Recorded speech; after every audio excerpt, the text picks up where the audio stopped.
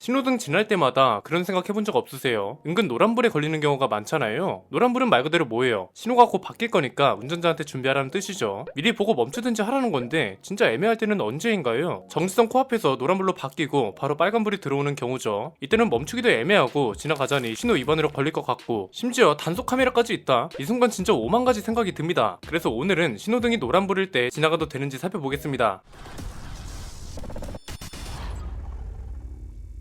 운전면허 학원에서 배울 때도 굉장히 애매하게 배웠죠. 교차로를 통과할 때 황색 신호가 들어오면 모든 자동차는 정지선 앞에 정지해야 한다. 그리고 이미 진입하고 있는 경우에는 신속히 교차로를 빠져나가야 한다. 이렇게 두 가지 경우로 배웠는데요. 그런데 교차로를 진입하기 직전에 갑자기 노란불로 바뀌어버리는 경우, 이때는 진짜 난감해집니다. 초보 운전자들은 물론이고 베테랑 운전자들도 이때는 선택의 기로에 서게 됩니다. 이게 얼마나 애매하면 정식 명칭도 뭔가요? 딜레마존이죠. 정지선이 가까워질수록 슈퍼 딜레마존이라고 표현할 정도입니다. 딜레마존에도 기준이 있습니다. 교차로를 접근하고 있는 차가 신호가 노란불로 바뀌는 걸 봤는데 속도 때문에 정지선에 정지가 불가능하거나 3초간 황색 신호가 끝날 때까지 교차로 지역을 완전히 벗어나지 못하는 구간을 말합니다. 딜레마존 내에서 노란불에 지나가면 어떻게 될까요? 이건 크게 세 가지로 정리할 수 있습니다. 첫 번째는 노란불일 때 건너면 신호 위반 단속 카메라에 찍히느냐에 대한 건데요. 이걸 궁금해하는 분들이 가장 많을 것 같은데 결론부터 말씀드리면 대부분 찍히지 않습니다. 딜레마존이 왜 딜레마존이겠어요? 멈춰도 위험하고 가도 위험한 거잖아요. 그래서 단속 카메라도 이런 상황을 모두 고려해서 세팅해 두는 게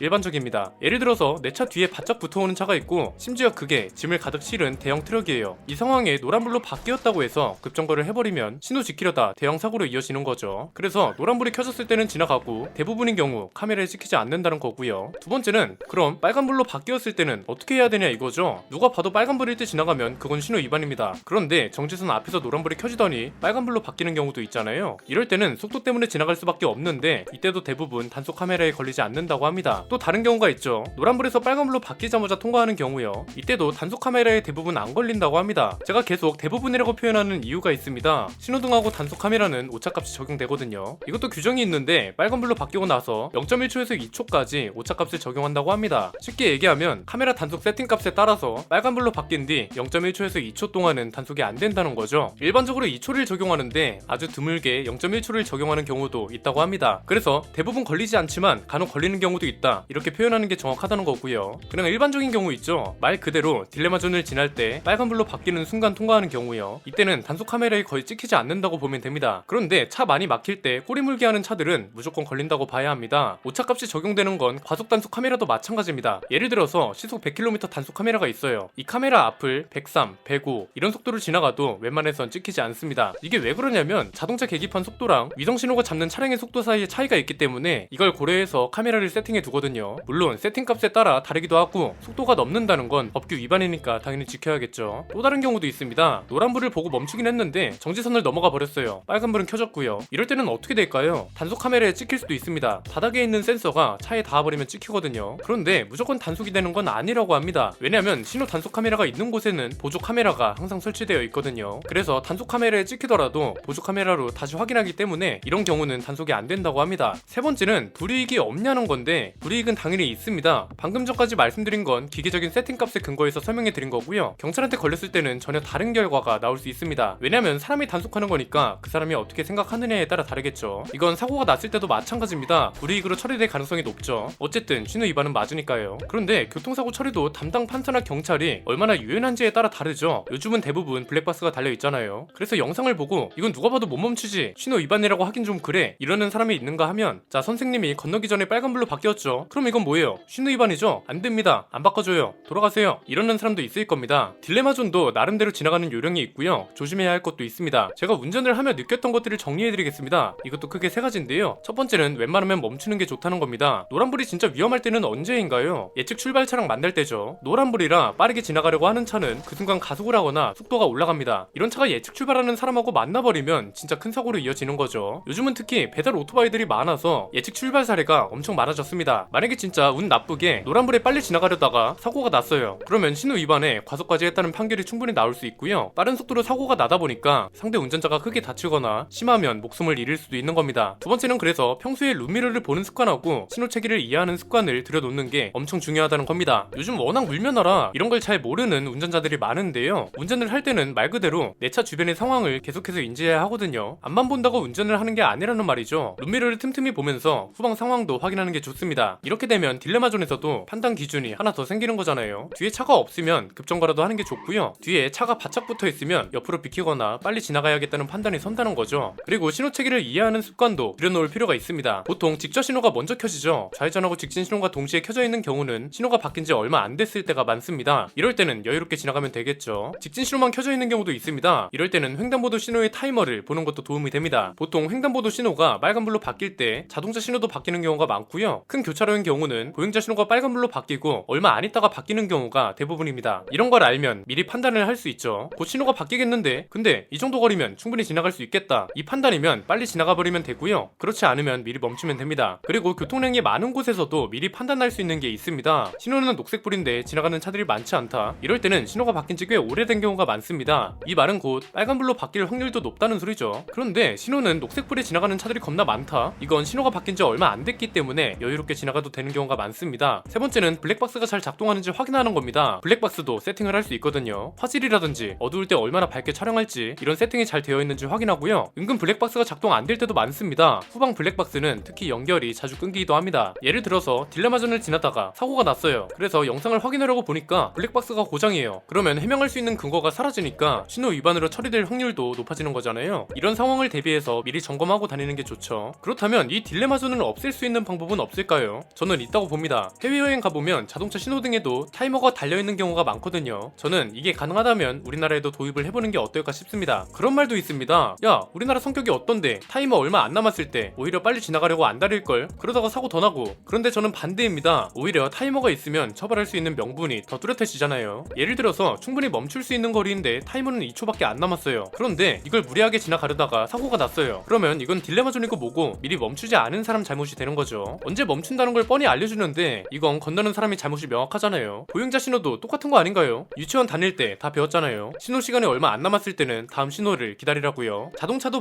마찬가지입니다. 신호 시간이 얼마 안 남았을 때는 다음 신호를 기다리라는 일종의 알림인 겁니다. 이걸 무시하고 건너다가 사고가 난다. 그러면 이건 그 차를 엄중하게 처벌하면 되는 거고요. 이걸 보고 멈추는데 뒷차가 박아서 사고가 났다. 이건 뒷차 과실로 잡으면 되는 거죠. 전방 주시 태만하고 안전거리 미확보로요. 일반 정부 신호에서 LED 신호등으로 바꾸는 것도 금방 했습니다. 물론 이게 지금 사회적으로 큰 문제가 될 정도는 아니라서 굳이 바꿀 필요가 있을까 싶긴 하지만 꼭 해결책이 필요하다면 타이머 달린 신호등이 가장 확실한 방법이 아닐까 싶습니다. 오늘 내용은 여기까지입니다. 저는 김승현 안PD의 스포일러 안PD였습니다. 감사합니다.